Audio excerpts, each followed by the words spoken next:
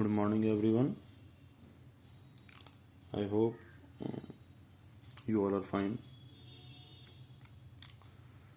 Okay, let's start first chapter of our accountancy subject, which is named as Accounting for Partnership Firms Fundamentals. Now, students, first let me remind you all that last year in class 11th you all have studied accounts for sole proprietorships, and you all have prepared trading account, profit and loss account, and balance sheet for sole proprietorship firm. As you all know, in sole proprietorship, there is a single businessman who carries out all the business activities on his own. He bears all the risk and enjoy all the rewards. Means he carries out all the business activities, he takes risk, and whatever the profit business earns belongs to him only. Now in class 12th, accounts for partnership firms are in your syllabus. So first we should understand what are the limitations of sole proprietorship. Now in sole proprietorship, because there is a single person, so he can invest limited amount of capital in the business, because each individual has limited capital, means capital of a limited amount. Beyond that he can't invest. Same for the skills. You require many skills in the business. Negotiation skills you require, decision making skills you require, problem solving skills you require, execution of ideas, how to execute them. So many things are required, and each and every person has some limitations. Somewhere you are very good, somewhere you are not that much good, and certain things are there which you can't do even. So each and every individual has limited skills. So this is again a limitation of sole proprietorship, that because single person is doing this business, he might be good in some skills and he might not be good in some other skills. Then the third limitation is risk taking capacity. Obviously, if there is a single person who is doing the business, he has limited risk taking capacity, because the capital is also limited, resources are limited, so the risk taking capacity is also limited. If there are more than one person, suppose two, then the risk taking capacity increases to an extent. If three, then again it increases to an extent. So in sole proprietorship, the proprietor has limited capital, limited skills, limited risk taking capacity, and because he is a single person carrying out every business activity, so time is also limited, and because he has to look after each and every activity of the business, purchase, sales, finance, marketing, so he has to control each and everything. So he has a limitation to control these all things to an extent only. So there are various limitations of proprietorship. The basic thing is that what I want to say, why we need partnership firm. Because of these limitations we need partnership firm. In partnership, two or more persons can become partners, and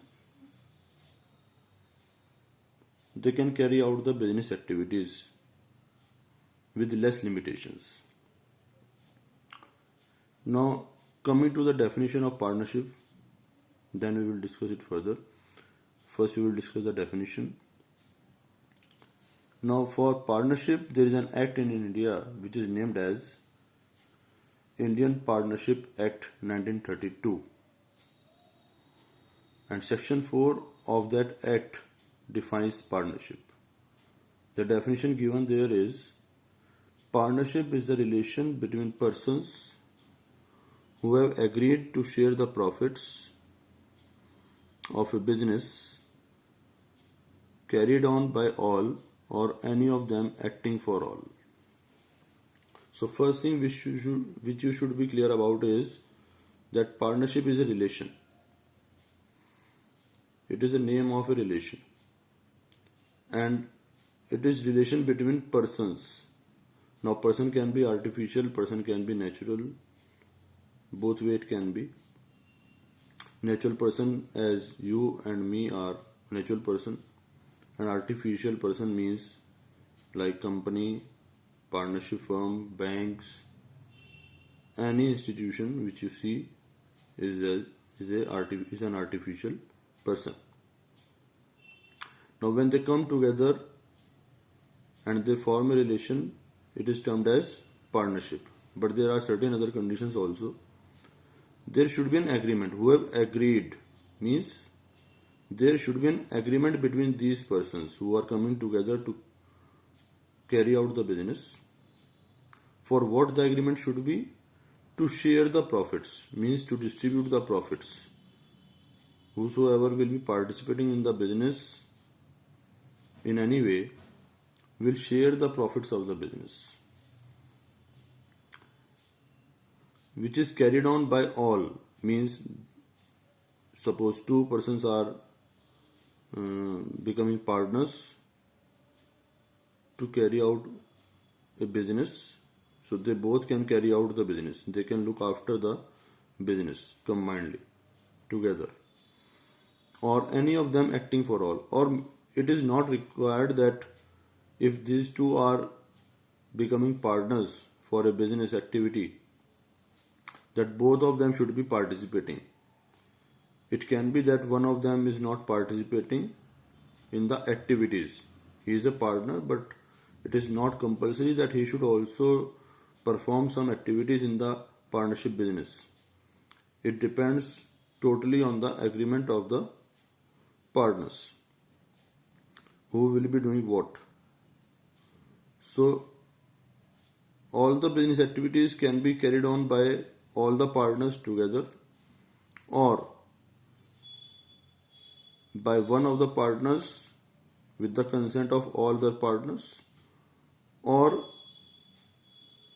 any other agreement for carrying out the activities. So this is all about the definition. One more thing, as you all have studied business in class 11th, definition of business. So business means production, purchase, sale of goods and services with profit motive. So if suppose any person is producing or purchasing anything for charitable purpose, the purpose is not for earning profit, then such business cannot be included in the definition of partnership, because the profit motive is missing. And again, the activity which is performed in routine, on daily basis, on regular basis, is termed as business. Means suppose there are two friends and they have an old mobile phone, they sell that mobile phone, even they earn some profit, it can't be termed as business, because they are not doing that selling and purchasing activity on regular basis. So if they are carrying out such activity on daily basis in routine, then it becomes a business. We will be discussing its features after a few minutes. So now I think definition is clear to all of you. Now next topic is nature of partnership firm. What type of nature partnership firm has? Last year you have studied a concept, business entity concept, which says that business and businessman are two different persons from accounting point of view. As you all have studied last year, that a proprietor, sole proprietor has unlimited liability in the business. Same is the case with partners also. Partners have unlimited liability in the business. Unlimited liability means that if insolvency is there, means the partnership firm becomes insolvent, then they have to pay their debts even from their private estate, private properties. They can't deny the payment. However, in case of company, the members of the company has limited liability. So, from accounting point of view, partnership firm is a separate entity distinct from its partners. And this is because of recording of the transactions. We generally treat partners separate from partnership firm so that we can make proper journal entries, and we have to do accounting from firm's point of view, from the business point of view, not from the point of view of partners. Now from the legal viewpoint, if you come to the legal viewpoint, then there is no separate existence, means partners are ultimately liable for the acts of partnership firms. In case of insolvency, they have to pay their debts even from the private estate.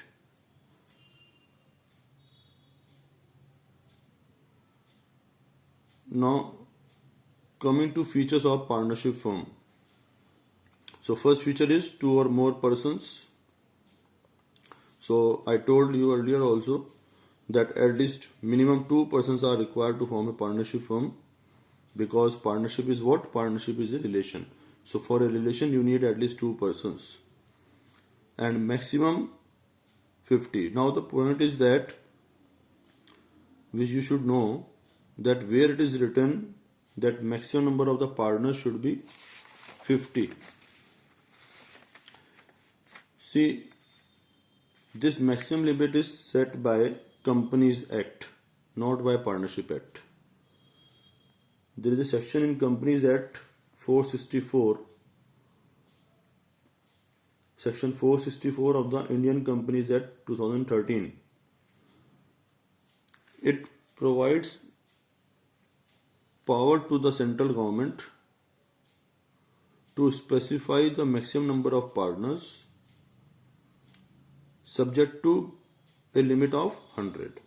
So central government has a power to specify maximum number of partners in a partnership firm, but it can't exceed 100 as per Indian Companies Act 2013. Now in that power, government has notified that maximum number of partners can be 50 in a partnership firm. So you can be asked this question in exams also. You should be knowing very well where it is mentioned. Now the next feature is agreement. As I told you earlier, partnership get formed by an agreement. An agreement means it can be oral or it can be written. If you remember, last year we have studied formation of company, how the company is formed by law. A company, when it get registered in Companies Act 2013, then we say that company has been incorporated. So agreement is must. It can be oral or it can be written. However, the written agreement is preferable, but according to Act, the agreement can also be oral. The written agreement which we have is known as partnership deed. Then the third feature is existence of business. Means if you are forming a partnership firm, business is must, and business should be legal. It can't be illegal. You can't form a partnership for a smuggling business or for some terrorist activities. It should be a legal business, means allowed by the law. The activities which are allowed by the law, you can perform that only. And profit motive should be there. It should not be charitable purpose. So both are required. The business should be there, and business with a profit motive should be there for a partnership. You can't form a partnership for a single activity. Now, next feature is sharing of profits. Obviously, when two persons are doing business activity, they are doing it for profit, and it must be decided how they will be sharing their profits, in what ratio they will be sharing their profits. It can be equal, it can be 2:1, it can be 3:1, it can be 1:3, any ratio it can be. It depends on the agreement between the partners, but the objective should be sharing of profits. Yes, sharing of losses is not compulsory. It again depends on the agreement between the partners. One of the partner may not be bound to share the losses. It depends upon the agreement. But sharing of profit is compulsory. Now, next feature is relationship of principal and agent. It should be clearly understood what is the relation, what type of relation between the partners. What is the relation of principal and agent? First, it should be clear. Let's try to understand it. Suppose you go to a shop and there you find that the owner of the business is not present, but his servant is present there, and you purchase a pen from him. The pen actually cost ₹20, but by mistake, due to unawareness or some other reason, the servant gives you that pen for ₹15. In the meantime, the owner reaches the shop and when he came to know that the servant has sold the pen for ₹15 in his absence, so now he can't deny that transaction if it is completely done, because servant is representing the master of the business, the owner of the business at that time, and it is quite understood that if he is doing some transaction in the absence of his owner, he is completely authorized for that purpose. So owner is actually principal and the servant is what? Servant is agent of that principal, of that owner of the business. Same is the relation between father and son also. Your parents are liable for your acts. They can't deny on any ground. So same is the case with partners also. If let's suppose one partner borrow money from the bank and this transaction is not in the knowledge of other partner, even then, because of the relationship of principal and agent, the other partner is also bound by that transaction, and if the bank demands, he cannot deny on the ground that I was not aware of this transaction. Whenever a partner is doing some transaction, it is quite understood that it is done with the authorization of other partners. So each and every partner is representing all the other partners as an agent. So they are bound by acts of each other.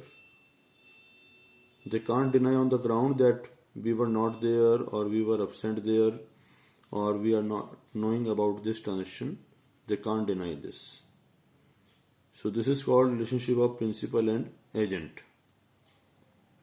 Now the last feature is business carried on by all or any of them acting for all. Means, I explained you earlier also that if they desire, they can carry out the business activity together. All the activities like purchasing, selling, marketing, financing, recruiting, anything which is concerned with the business, or they can authorize any partner also. If they are not willing to actively participate in the business, they can authorize one partner also or two partners also that on our behalf you will conduct these activities. So that's why it is written in the definition, business carried on by all or any of them acting for all. Even two are acting on behalf of 10 partners, they all will be liable by their acts, by their contracts, every transaction which they will be doing because they were so authorized. So now we have discussed meaning of partnership firm, we have discussed nature of partnership firm, we have discussed features of partnership firm. Now coming to the partnership deed. What is partnership deed? I told you that partnership is generated by the agreement between the partners. The agreement can be oral or written, but it is always preferable that the agreement should be in written because there is no evidence of oral agreement. So whenever you do an agreement in written, that document which is written where the conditions are written for forming a partnership firm, that document is known as partnership deed.